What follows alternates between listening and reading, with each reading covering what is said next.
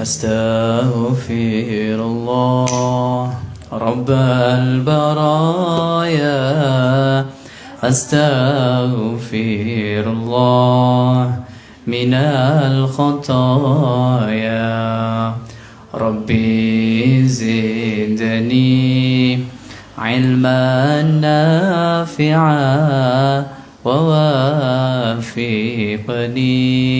عملا صالحا اللهم صل على نور الأنوار وسر الأسرار وترياق الأغيار ومفتاح باب اليسار سيدنا ومولانا محمد المختار وآله الأطهار وأصحابه الأخيار عدد نعم الله وإفضاله عدد نعم الله وإفضاله.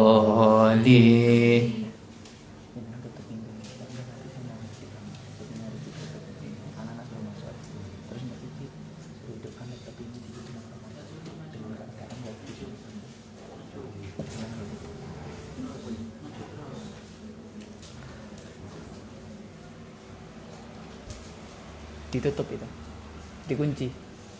Mbak, jangan maju aja. Soalnya nanti mas-mas lewat sana. Dibuka itu, Beb. Mas-masnya lewat sana. Ini dikunci. Bismillahirrahmanirrahim. Assalamualaikum warahmatullahi wabarakatuh. Alhamdulillahirabbil alamin.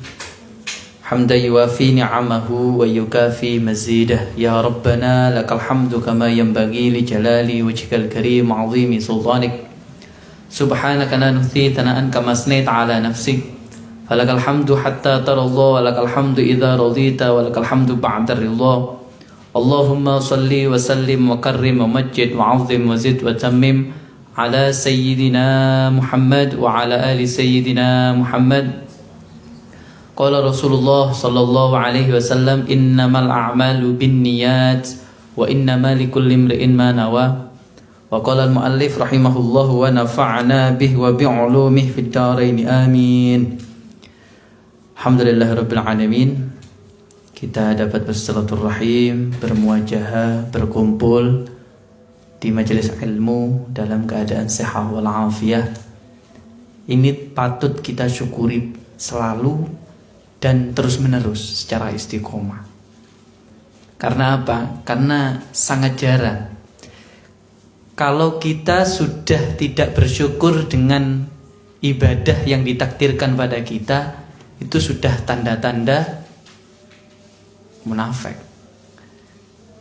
Harusnya kita selalu bersyukur kepada Allah, kita dikersakno baik. Tidak ada nikmat yang paling indah ketika kita dikersakno ibadah oleh Allah Subhanahu wa taala. Itu puncaknya keimanan di sana. Berarti kan dalam arti lain Allah Subhanahu wa taala meridhoi kita dengan menetapkan kita dalam keadaan ibadah. Bisa jadi Allah Subhanahu wa taala membuat kita tidak sanggup, tidak kuat, ataupun mungkin lupa. Bahkan bisa jadi tidak ada waktu, tidak sempat. Jangan-jangan itu semua adalah tanda bahwa Allah Subhanahu wa taala sudah tidak sudi dengan kita. Nauzubillah min dzalik. Ini dijelaskan secara rinci di dalam kitab Ihya Ulumuddin dan di dalam kitab Bidayatul Hidayah. Berarti ini adalah suatu nikmat yang patut dan seterusnya secara kontinu kita syukuri. Lah saat niki Mas, kumpul begini semuanya menjadi saksi. bajunya, matanya, kopiahnya, sarungnya, pulpennya, tulisannya, kitabnya, lampunya, semuanya menjadi saksi. Belum niatnya, belum waktu sekarang, waktu malam di bulan Ramadan. Sudah berapa kali? Belum capeknya jenengan, belum yang punya masalah. Berbeda loh. Semuanya tingkat-tingkat, tikel-tikel. Kalau benar-benar niat tulus di dalam hati, wah, nggak main-main ganjarannya. Apalagi mencari ilmu ini wajib. Jadi tikel-tikel. Kalau benar-benar diniati baik, insya Allah. Dikira sama dengan yang kamarnya tinggal loncat saja dari rusun setengah kilo, berapa kilo? 300 meter ya. Beda itu. Makanya kita berlomba-lomba dalam hal kebaikan. Al-Fatihah al-Hadratin Nabi Sayyidina Muhammad sallallahu alaihi wasallam wa ala man wa salafana salihin liridullah bi syafaati Rasulullah sallallahu alaihi wasallam bi hurmati hurmah wa silsilah qadiriyah wa naqsabandiyah wa ala muassis jami'iyah Nahdlatul Ulama wa wali songo wa khususan dalam menjasna hadal kitab sulihim furahim muridi muhibbihim anna Allah yu'ali darajatin fil jannah wa yukathir mathubatihim wa yu'idu alaina min barakatihim wa asrarihim wa alumihim wa nafakhatihim fid din wa dunya wal akhirah bi hurmati hurmah bi hurmati talabil ilm bi hurmati musyawarah bi hurmati silaturrahim bi hurmati syahr Ramadan lana wa lahumul Fatihah. A'udzu billahi minasyaitonir rajim. Bismillahirrahmanirrahim. Alhamdulillahirabbil alamin arrahmanir rahim maliki yaumiddin. Iyyaka na'budu wa iyyaka nasta'in ihdinas siratal mustaqim siratal ladzina an'amta 'alaihim ghairil maghdubi 'alaihim waladdallin. Amin. Mumpung saya ingat, saya ini punya ijazah Al-Fatihah dari umi saya, ibu saya. Umi saya itu muridnya Punyai Nafisah. Punyai Nafisah itu istrinya Romoy Hamid Pasuruan. Sama-sama mondok di Salafiyah Pasuruan. Abah khodamnya, khodam itu pelayan itu. Romoy Hamid Pasuruan. Sama-sama. Abah juga menyampaikan ke saya, Umi juga menyampaikan. Katanya yang sering baca surat Al-Fatihah. Apapun sudah. Jenengan punya hajat, baca surat Al-Fatihah. Jenengan lihat sesuatu yang bagus, baca Al-Fatihah. Lihat sesuatu yang enggak bagus, bacakan Al-Fatihah juga. Punya hajat, bacakan Al-Fatihah. Jadi Al-Fatihah sudah terus menerus. Kerungu apa? Al-Fatihah. Bismillahirrahmanirrahim. Alhamdulillah. Karena apa? Di dalamnya Al-Fatihah itu sudah sangat bagus. Salah satu amalan Romi Hamid Pasuruan itu adalah membaca Al-Fatihah, surat Al-Fatihah 100 kali. Satu hari.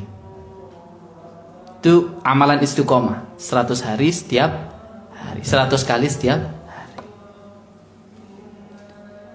Saya diijazai oleh guru saya, abah saya, ini saya ijazahkan ke panjenengan.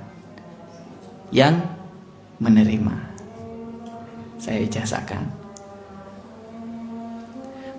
Ada itu kalimatul ijazahnya ada, jadi tertulis begitu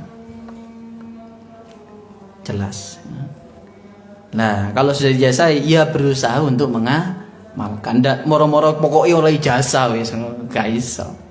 Percuma dapat ijazah tapi tidak diamalkan. Begitu juga dengan nanti yang di akhir akan ada ijazah Asma Badar dan Burda. Percuma kalau dapat ijazah tapi tidak diamalkan. Memang gak ada maharnya. Kalau saya dulu ada maharnya. Mahar. Jadi kalau mau ijazahan itu ada mahar. Kalau saya gak ada mahar, cuman harus punya kitab. Nanti yang ijazahan Asma Badar harus punya kitab. Saya harap itu. Jadi memang punya kitab untuk diamalkan. Yang nggak punya segera nyetak. Bismillahirrahmanirrahim. Faslun utawi iki ana fasal siji fit du'a ing dalem nerangaken doa. Wal istighfar lan istighfar, wal Quran lan Quran. Wasairil adhkar lan sekaline pira-pira zikir. Qala dawuh sinten Rasulullah sallallahu alaihi wa alihi wasallam. Alaihi ku tetep ing ngatasé Rasul as-salatu utawi tambah rahmat ta'zim wassalam lan keselamatan. Ya Ali wahai Sayyidina Ali, alaika netepono sira biddu'a kelawan donga. Bainal adzan ing dalem antarane adzan wal iqamah lan iqamah. Fa innahu mongko sak temene kelakuan doa bainal adzan wal iqamah la yuraddu iku orang ditolak, yuraddu sim mabni majhul ya. Ora ditolak. Jadi Rasulullah sallallahu alaihi wasallam bersabda kepada Sayyidina Ali, wahai Sayyidina Ali, berdoalah engkau di antara adzan dan iqamah. Karena sesungguhnya doa yang kita minta di antara waktu adzan dan iqamah itu tidak tertolak. Jadi langsung. Yang pastinya adab-adab di dalam doa harus diikuti. Nggak serta-merta moro njaluk begitu, enggak. Adabnya apa saja? Pertama,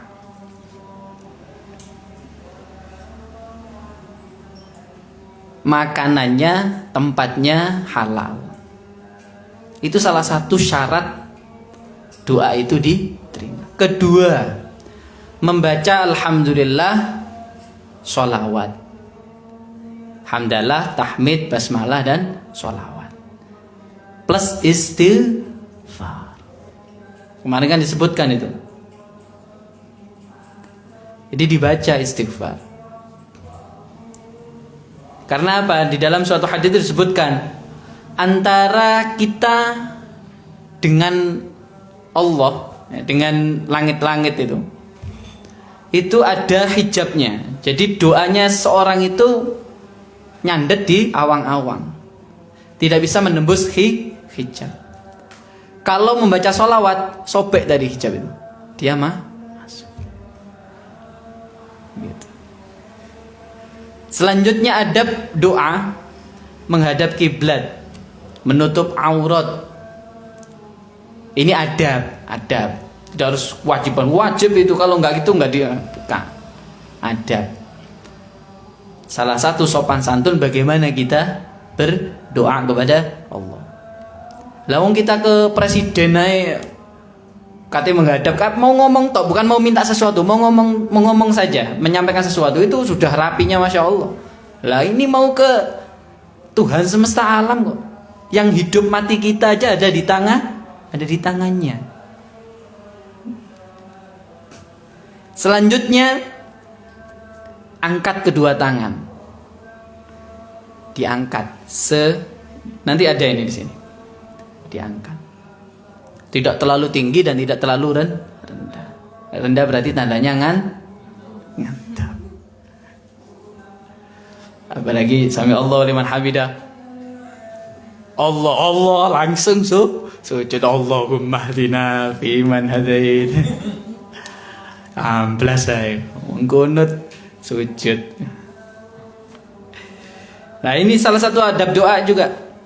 Ya Ali wahai Sayyidina Ali, idza da'auta tatkalane ndonga sira fabsud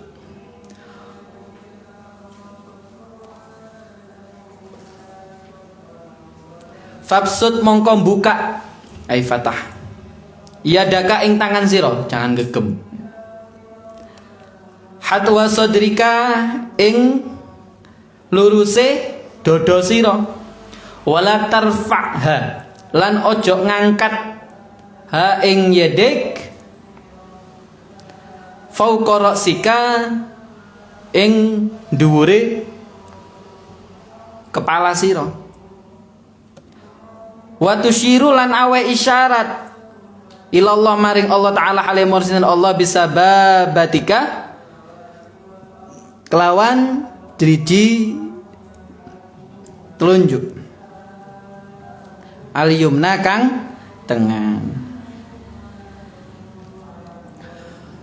Wahai Sayyidina Ali, Rasulullah Shallallahu Alaihi Wasallam bersabda, ketika engkau berdoa, buka tangannya, kayak orang meminta gitu, bukan ya Allah, dibuka. Ya Allah, diangkat sejajar dada. Ini yang benar seperti ini memang. Kalau menurut guru saya malah ditutup begini, jangan begini, begini. Benar-benar minta kepada Allah. Nah, kalau begini malah tidak boleh. Di adabul alim wal muta'alim tidak boleh, ngapurancang namanya ya. Tidak boleh. Ini orang-orang non Muslim mintanya begini. Kalau orang Islam tidak boleh begini. Sejajar. Juga nggak boleh sampai ada seperti itu saat ya, mungkin beliau punya hujah sendiri. Tidak apa-apa, tidak usah menyalahkan. Apalagi urusan furu'iyah, sampai debat, sampai ente-entean gos, pokoknya kudu menang. Cuma urusan furu'iyah kok di ribut no.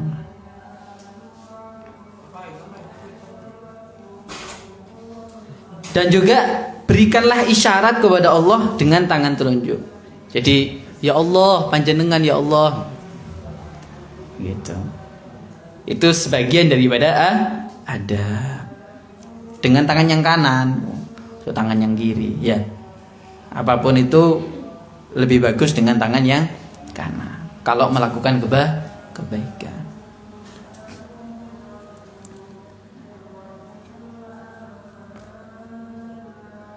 Mana tadi ini kok nggak ketemu? Ya Ali, wahai Sayyidina Ali, la tajhar, ojo ngedekno, jangan mengeraskan. Pikiro atika kelawan moco Al-Quran dengan bacaan engkau. Wala bidu'aika lan ora ing donga sira. Haitsu sekirane yusolli salat sinten annasu menungso. Fa inna dzalika mongko sak temene mengkono-mengkono tajhar bikiraatik wala bidu'aik haitsu yusolli. Mazkur maksudnya yafsidu iku ngerusak, ganggu ai isyiluhum alaihim ing ngatasé menungso salatahum ing salate nas. Rasulullah Shallallahu Alaihi Wasallam bersabda, wahai Sayyidina Ali, kalau membaca Al-Quran, kalau berdoa pada waktu orang lain sholat, manusia maksudnya banyak ya, jamaah, ya jangan dikeraskan, pelan-pelan saja, pelan-pelan. Loh, langsung nyaut sing diumuri. Jadi karena apa? Karena hal itu akan mengganggu mereka. Lah terus Ustaz, bagaimana ketika kita sholawatan begitu? Mohon ada orang jamaah sholat, ya nggak apa-apa, waktunya memang sholawatan. Beda lagi ketika sudah waktunya zuhur, Habib sik Banjari ya Habib. Nggak boleh. Ya Habib ya. Mandek dulu. Gitu. Kalau sudah waktunya memang ada acara di sana ya nggak apa-apa. Gitu. Nggak usah gondok-gondokan. Wah iki masjid iki nggene salat sampean ganggu dosa. Dosa bun rokok. Ya rokoke dhewe. Iya, tapi ojo yo oh gitu loh.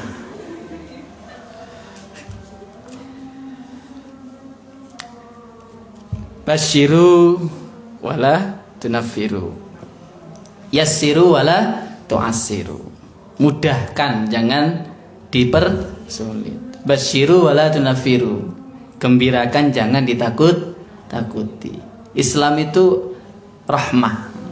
Rahmatan lil alamin. Kalau katanya Gus Ba itu wis nyantai aja, tenang aja. Ojo mikir yang enggak. Gusti Allah itu maha segalanya.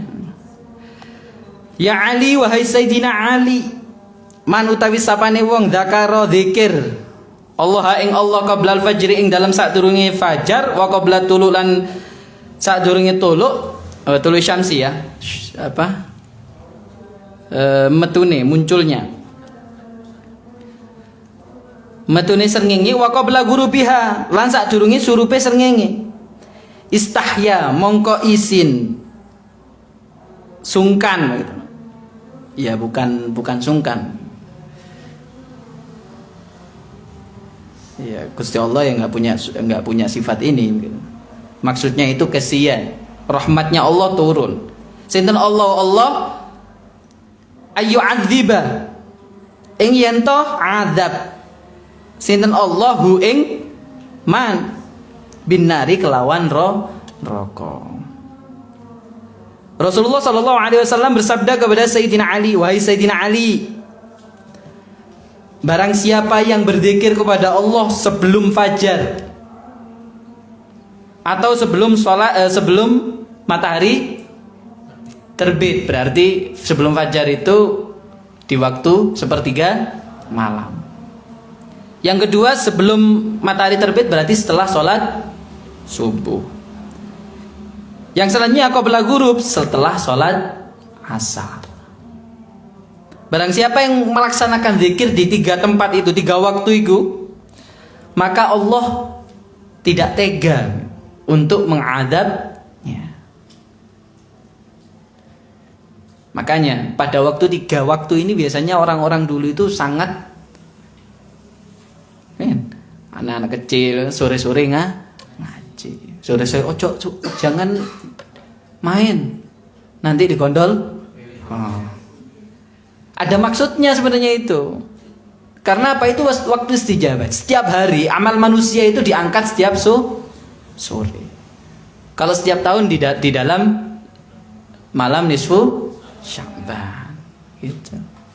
Kan ada itu di kitab Kanzun Najah was Surur.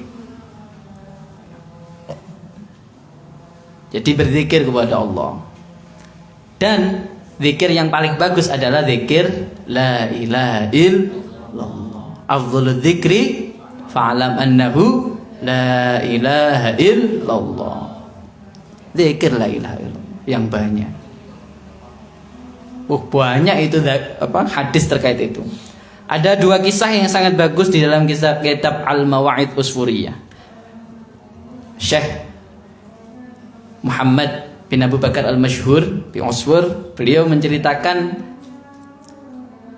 pada waktu musim haji, ya, pada waktu musim haji ada seorang yang berhaji lalu wukuf di Arafah. Dia spontan saja megang batu 7. Setelah itu diucapkan asyhadu an la ilaha illallah wa asyhadu anna Muhammadar Rasulullah. Ada yang menyampaikan la ilaha illallah Muhammadur Rasulullah. Setelah itu digegem terus ya karena wukuf di Arafah ya. Dia kecapean tertidur. Setelah tertidur dia mengalami waktu kejadian seperti kiamat datang. Setelah kiamat itu datang, dihisab ternyata orang itu wajib atau menghai untuk diadab karena kejelekannya banyak. Setelah itu dibawalah oleh malaikat menuju ke neraka.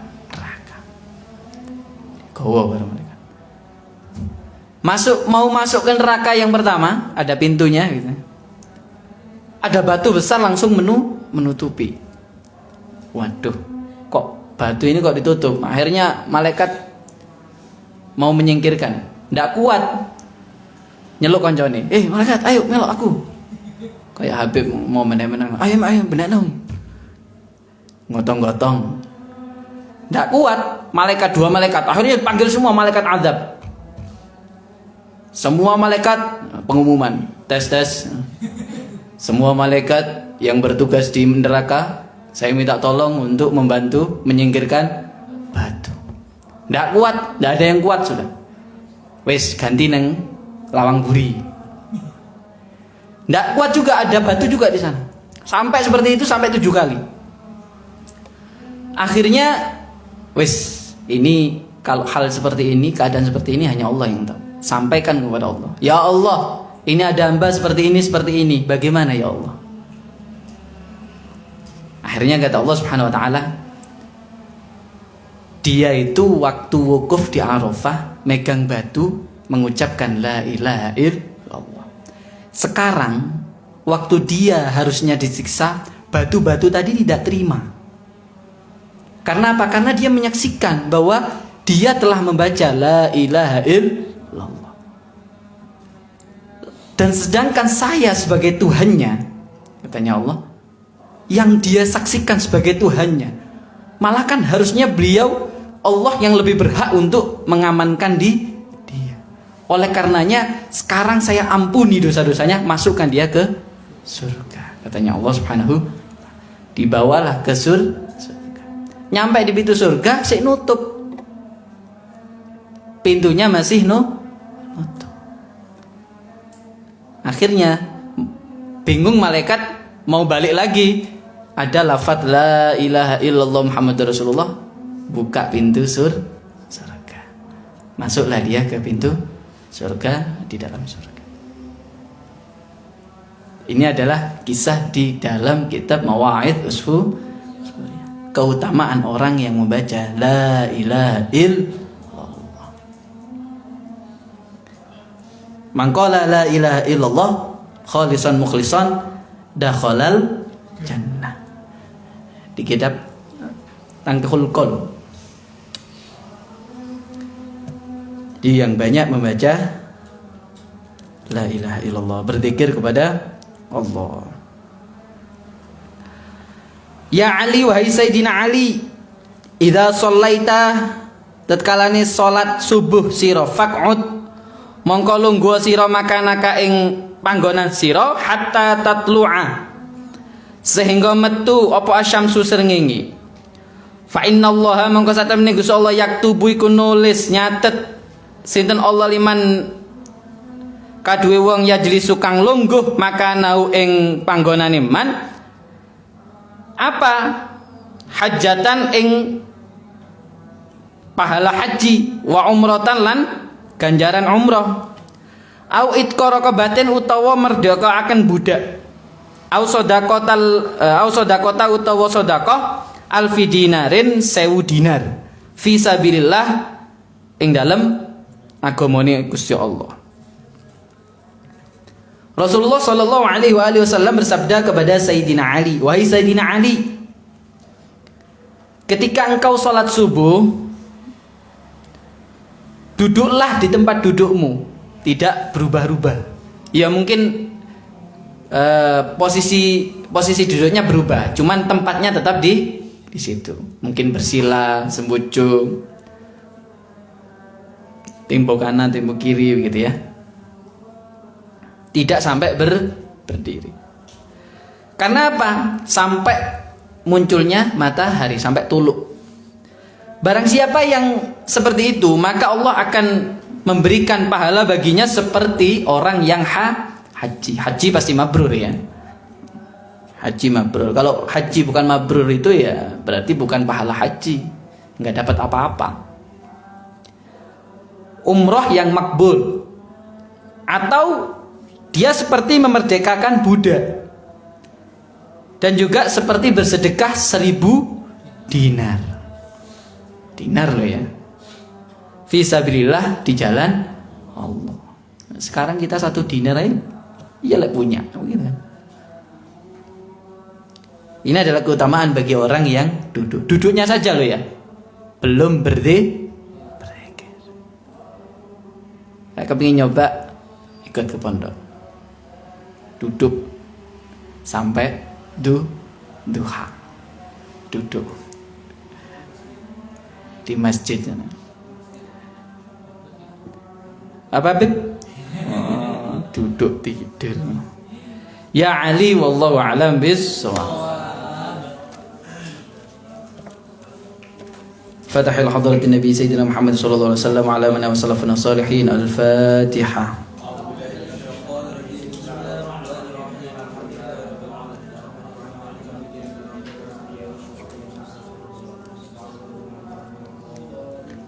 Bismillahirrahmanirrahim. Allahumma salli ala sayyidina Muhammad wa ala ali sayyidina Muhammad walhamdulillah ربنا انفعنا بما علمتنا ربي علمنا الذي ينفعنا ربي فكه وفكه أهلنا وقراباتي لنا ربنا زدنا علما نافعا وارزق لنا حلالا طيبا وافتح يسر لنا كل أمورنا واغفر لنا جميع الخطايا وارض عنا وبارك لنا فيما أعطيت واختم لنا حسن الخاتمة سبحانك اللهم وبحمدك نشهد أن لا إله إلا أنت نستغفرك ونتوب إليك الكامل لله ونقص لنا العفو منكم والله الموفق إلى أقوم الطريق ثم السلام عليكم ورحمة الله وبركاته